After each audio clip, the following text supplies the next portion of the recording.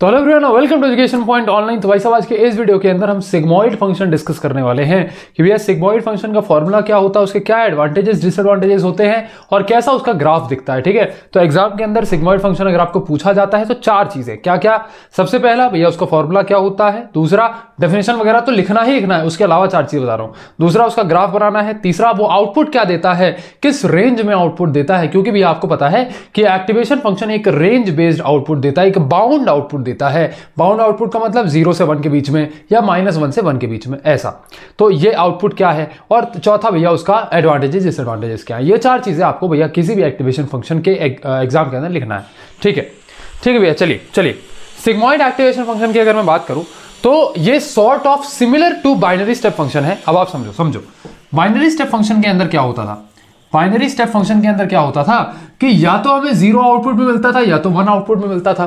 लेकिन sigmoid function के अंदर क्या मिलता है, सिग्मॉइड एक्टिवेशन फंक्शन के अंदर क्या मिलता है, हमें 0 to 1 आउटपुट मिलता है। 0 to 1 के बीच में कुछ भी आउटपुट मिल सकता है। तो भैया ये तो एक लीनियर होगी, या तो ये 1 ही होगा या फिर ये 0 ही होगा, बीच का कुछ नहीं है। लेकिन सिग्मॉइड फंक्शन के अंदर एज एन आउटपुट हमें 0 से 1 कोई भी वैल्यू मिल सकती है। कोई भी वैल्यू का मतलब भैया 0.9 मिल सकती है, हाँ मिल सकती है। 0.999 मिल सकती है, बिल्कुल भैया मिल सकती है। 0.87 मिल सकती है, बिल्कुल भैया मिल सकती है। तो यार 0 से 1 के बीच में कोई भी वैल्यू मिलती है। ठीक है भैया, ठीक है, ये चीज हमें समझ में आई। तो बेसिकली सिग्मॉइड फंक्शन जो है वो आपका एक नॉन लीनियर फंक्शन है that maps any real value value of input z into range based 0 and 1। तो बेसिकली z की कोई भी वैल्यू आएगी, वो 500 हो सकती है, 600 हो सकती है, 700 हो सकती है, कुछ भी वैल्यू, z की कोई भी वैल्यू आ जाए वो क्या करेगा, वो 0 से 1 के बीच में उसे बाउंड कर देगा। मतलब z की वैल्यू को ला करके 0 और 1 के बीच में पटक देगा। अब आपको पता है कि भैया जब हम किसी भी चीज की प्रोबेबिलिटी निकालते हैं, प्रोबेबिलिटी का मतलब क्या है कि भैया कोई भी जो हमारा लेट सपोज ईमेल है, कोई भी हमारा ईमेल है वो स्पैम है या नहीं, तो उसके स्पैम होने की क्या प्रोबेबिलिटी है। तो ये प्रोबेबिलिटी बेस्ड मॉडल हम सिग्मॉइड फंक्शन से बना सकते हैं। मतलब कोई भी एक मॉडल जो कि प्रोबेबिलिटी बेस्ड हिसाब किताब कर रहा हो वो सिग्मॉइड फंक्शन का यूज कर रहा है। कैसे भैया, हमें पता है कि प्रोबेबिलिटी हमेशा 0 से 1 में होती है, 0 से 1 के बीच में होती है। अगर किसी चीज की प्रोबेबिलिटी 1 है तो मतलब वो होगा ही होगा, 100% वो इवेंट जो है वो अकर करेगा ही। अगर किसी चीज की प्रोबेबिलिटी, तो समझ में आया क्या कि भैया प्रोबेबिलिटी का मतलब, प्रोबेबिलिटी बेस्ड मॉडल्स का मतलब क्या है कि भैया हमें क्या पता है कि अगर किसी चीज की प्रोबेबिलिटी 1 है मतलब वो इवेंट अकर करेगा ही करेगा। ईमेल की प्रोबेबिलिटी अगर 1 है तो मतलब वो स्पैम है ही है, और अगर 0 है तो वो स्पैम नहीं है। लेकिन उसके बीच की अगर कोई प्रोबेबिलिटी है, लेट्स सपोज 0.5 प्रोबेबिलिटी है, तो इसका मतलब क्या है कि 50% जो ईमेल है वो स्पैम हो सकता है और 50% वो स्पैम नहीं हो सकता। तो यहां पर जो हमें 0 से 1 के बीच में वैल्यू मिलती है उसे हम कह सकते हैं कि वो किसी भी इवेंट के अकर होने की प्रोबेबिलिटी ही बताता है। क्या मेरी बात समझ में आई? हाँ जी भैया। तो जो आपका सिग्मॉइड एक्टिवेशन फंक्शन है उसे हम प्रोबेबिलिटी बेस्ड मॉडल भी कहते हैं, क्योंकि वो 0 से 1 के बीच में हमें आउटपुट या फिर प्रेडिक्शन देता है। ठीक है भैया, चलिए। तो ये 0 से 1 के, भैया आपने बोला कि इवेंट अकर होना, ये तो समझ में नहीं आया, उतना समझ में नहीं आया। ये 0 से 1 के बीच में जो इसने आउटपुट दिया ना आपको, ये 0 से 1 के बीच में आउटपुट बता रहा है कि प्रेडिक्शन की आपकी जो, ऐसे समझो एक्यूरेसी कितनी है। ठीक है, अगर 0.5 इसकी वैल्यू निकल करके आ रही है मतलब 50% चांसेस है कि आपका जो ईमेल है वो स्पैम है। ठीक है, तो ये बेसिकली एक रेंज देता है। ठीक है, एक्यूरेट वैल्यू दे रहा है। ठीक है, चलिए। तो ये हो गया भैया सिग्मॉइड एक्टिवेशन फंक्शन। अब सिग्मॉइड एक्टिवेशन फंक्शन का फॉर्मूला आपका कुछ ऐसा है। तो यहां पर ये जो fz है ये आपका एक्टिवेशन फंक्शन है। इसके अंदर जैसे ही आप z की वैल्यू डालेंगे तो आपको 0 से 1 के बीच में नंबर मिल जाएगा। z की वैल्यू कुछ भी न्यूमेरिक होगी। अब आपके लिए एक टास्क है, आप एक काम करना, z = 5 रख के देखना और इसके अंदर आप पुट करना और इसका जो भी नंबर निकलेगा आप वो मुझे कमेंट कर में बता देना। ठीक है, तो ये आपको खुद से मैथ से कैलकुलेट करके देखना है। ठीक है, अब इसके एडवांटेजेस डिसएडवांटेजेस कुछ मैंने यहाँ लिख दिए हैं। एडवांटेजेस ये हैं कि भैया ये प्रोबेबिलिटी बेस्ड मॉडल की तरह काम करता है। दूसरा स्मूथ होता है, बहुत ज़्यादा डिफरेंशिएबल होता है।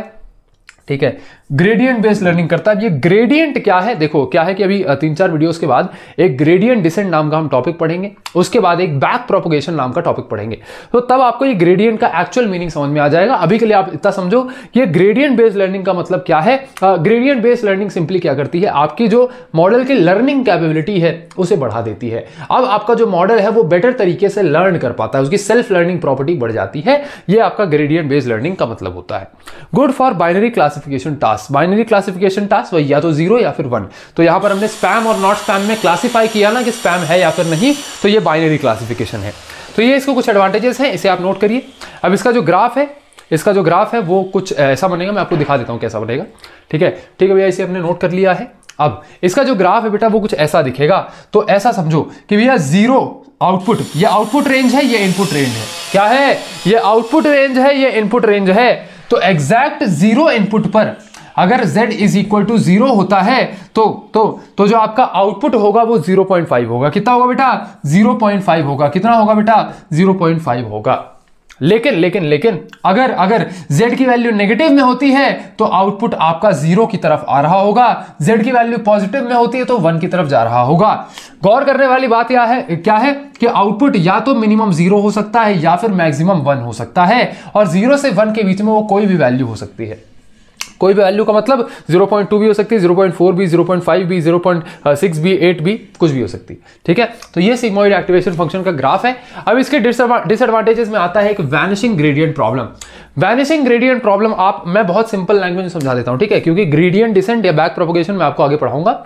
लेकिन अभी के लिए आप ऐसा समझो कि भैया fz आपका क्या है, fz एक फंक्शन है। अगर मैं आपको कहूं कि fz का डेरिवेटिव निकालो, डेरिवेटिव का मतलब d/dz ऑफ fz, ठीक है, तो fz कुछ फंक्शन होगा, बिल्कुल भैया कुछ फंक्शन होगा।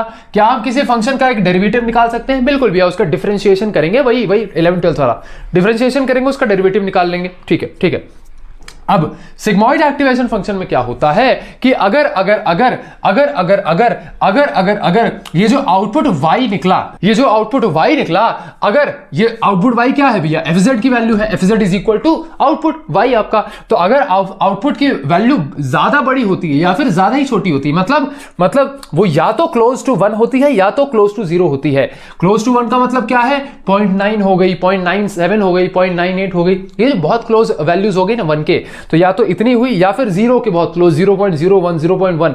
अगर इस रेंज में वैल्यू हुई तो बेसिकली क्या होगा, f' की वैल्यू बहुत ज्यादा छोटी हो जाएगी। और f' की वैल्यू बहुत ज्यादा छोटी होने का मतलब बैक प्रोपगेशन में प्रॉब्लम आएगी। भैया बैक प्रोपगेशन क्या होता है यार, बहुत कॉम्प्लेक्स समझाते हैं। बैक प्रोपगेशन आप इंडिविजुअली पढ़ोगे ही, लेकिन अभी मैं थोड़ा सा एक टच देता हूं कि अगर बैक प्रोपगेशन बेसिकली यूज होता है वेट्स को एडजस्ट करने के लिए। जो इनपुट से वेट्स आ रहे हैं ना, W1, W2, W3, ये जो वेट्स आ रहे हैं, हम क्या करते हैं कि Z पर पहुंचने के बाद आपका जो भी कार्यक्रम है, जो भी काम है, वो Z पर पहुंच गया, आपने फंक्शंस कैलकुलेट कर लिए। अब यहां से हम बैक प्रोपगेट करेंगे। बैक प्रोपगेट करने का मतलब क्या है कि जो पीछे इनपुट के साथ वेट्स एसोसिएटेड है, हम वेट्स को एडजस्ट करेंगे। वेट्स को एडजस्ट किया जाता है ताकि मॉडल की लर्निंग कैपेबिलिटी को बढ़ाया जा सके। अब इससे सिंपल मैं आपको नहीं समझा सकता, ठीक है, बाकी इससे ज्यादा मतलब बेहतरीन तरीके से बैक प्रोपगेशन जब पढ़ेंगे तब समझाऊंगा। अभी के लिए आप समझो बैक प्रोपगेशन एक टेक्निक होती है जो कि सिंपली क्या करता है कि बैक प्रोपगेट करता है, बेसिकली क्या कहते हैं, बैक ट्रैक करता है। अगर आपने डीएसए में पढ़ा है, बैक ट्रैक करता है आपके एक्टिवेशन स्टेप से आपके पीछे स्टेप्स में आता है, और ये क्या करता है, वेट्स को एडजस्ट करता है ताकि मॉडल की लर्निंग को बढ़ाया जा सके। क्या मेरी बात समझ में? बिल्कुल भी, आपकी बात हमें समझ में आ चुकी है। तो ये कहानी है। अब इसके लिए हमें क्या करना होता है, f' कैलकुलेट करना होता है। और सिंपल सा आप इतना समझो कि अगर fz की वैल्यू बहुत ज्यादा बड़ी निकली या बहुत ज्यादा छोटी निकली तो fz की वैल्यू बहुत कम निकलती है, छोटी निकलती है। और fz की वैल्यू बहुत छोटी निकलने का मतलब क्या है, हमें बैक प्रोपगेशन में दिक्कत आएगी। तो यही प्रॉब्लम, ये जो पूरी प्रॉब्लम हुई ना, इसी को हम कहते हैं वैनिशिंग ग्रेडियंट प्रॉब्लम। तो बेसिकली यहां पर क्या लिखा है, फॉर वेरी लार्ज और स्मॉल वैल्यूज ऑफ z की बहुत लार्ज या बहुत छोटी वैल्यूज के लिए जो ग्रेडियंट है वो बहुत ज्यादा 0 के नियर हो जाता है, बहुत ज्यादा छोटा हो जाता है। मैंने कहा ना कि f' बहुत छोटा हो जाएगा। तो यहां पर f' क्या है, ग्रेडियंट ही होता है आपका f' या फिर डेरिवेटिव ऑफ z, ठीक है, डेरिवेटिव ऑफ fz। तो ये 0 के नियरली हो जाता है, बहुत ज्यादा छोटा हो जाता है। तो इससे क्या होता है, लर्निंग बहुत ज्यादा कम हो जाती है, बहुत स्लो हो जाती है। तो ये लर्निंग स्लो कैसी हुई, बैक प्रोपगेशन की वजह से, ठीक है। चलिए अब यहाँ पे ये तो एक और होता है, ये सबसे पहला डिसएडवांटेज तो ये आपका वैनिशिंग ग्रेडियंट प्रॉब्लम हो गया। दूसरा डिसएडवांटेज ये है कि ये नॉट जीरो सेंटर्ड होता है। क्या क्या क्या क्या क्या क्या zero centred, not zero centred, समझा देता हूं चलो। जैसे ये ग्राफ समझो, ये जीरो वैल्यू है, ये जीरो वैल्यू है। अगर x is equal to zero है, ये एक जीरो सेंटर्ड ग्राफ है। कहने का मतलब क्या है, x की वैल्यू अगर जीरो है तो y की वैल्यू भी जीरो है। लेकिन अगर मैं इस ग्राफ की बात करूं तो यहां x की वैल्यू जब जीरो है तब y की वैल्यू कुछ 1 है, लेट अस सपोज, तो ये जीरो सेंटर्ड ग्राफ नहीं है। तो जो आपका सिग्मॉइड एक्टिवेशन फंक्शन होता है, ये ग्राफ जो है एक जीरो सेंटर्ड ग्राफ नहीं है, समझिए ना। यहां z की वैल्यू जब जीरो है तो y की वैल्यू, या फिर हम कह सकते हैं जो आपके fz की वैल्यू है वो कुछ 0.5 है। मतलब जीरो वैल्यू के लिए x की वैल्यू जीरो है तो y की वैल्यू जीरो नहीं है, ठीक है। तो ये सेंटर्ड ग्राफ नहीं है। अगर ये ग्राफ ऐसा होता ना, अगर ये ग्राफ ऐसा होता कि लेट्स सपोज यहां से पास कर रहा होता, यहां कहीं से पास कर रहा होता, तब हम इसे कहते कि भैया ये जीरो सेंटर्ड ग्राफ है, ठीक है। तो ये नॉट जीरो सेंटर्ड ग्राफ है। एक और यहाँ पे थर्ड ये लिखा हुआ है expensive computation due to exponentiation. तो यहाँ पर समझिए ना, यहाँ पर समझिए जो फॉर्मूला लिखा हुआ है, इस फॉर्मूले में यहाँ पर एक्सपोनेंशियल निकालना पड़ रहा है। क्या निकालना पड़ रहा है, एक्सपोनेंशियल निकालना पड़ रहा है। इस एक्सपोनेंशियल की वजह से आपका जो कंप्यूटेशन होता है, कंप्यूटेशन कॉस्ट जो होती है वो बहुत ज्यादा हाई हो जाती है, ठीक है। इसे आप नोट करिए, इन सभी चीजों को आप नोट कर लिए, ठीक है भैया। मिलते हैं आपके नेक्स्ट लेक्चर के अंदर, तब तक के लिए चीजों को रिवाइज करिए, नोट्स अच्छे से बनाइए, अपना ध्यान रखिए और आपका बहुत बहुत धन्यवाद।